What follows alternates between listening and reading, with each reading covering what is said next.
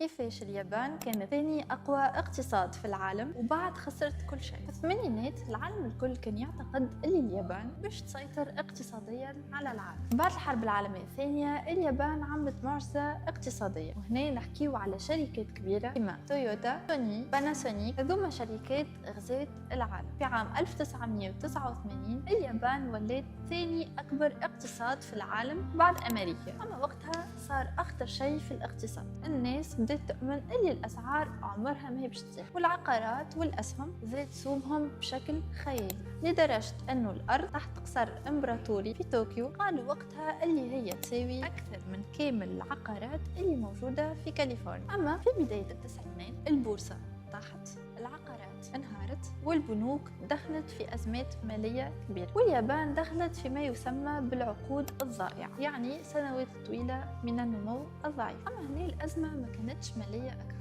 اليوم اليابان عندها شيخوخة سكانية كبيرة، نقص في الولادات، وديون حكومية ضخمة. يعني اليوم كان فما حاجة نجموا نفهموها، اللي حتى إذا كان دولة كانت رمز للنجاح نجم تدخل في ستاغناسيون اقتصادية. لهذا الاقتصاد يعلمنا حاجة خطيرة ساعة، اللي أخطر لحظة في أي دولة وقت اللي الناس الكل تؤمن اللي الدولة هذيك عمرها ما باش تخسر.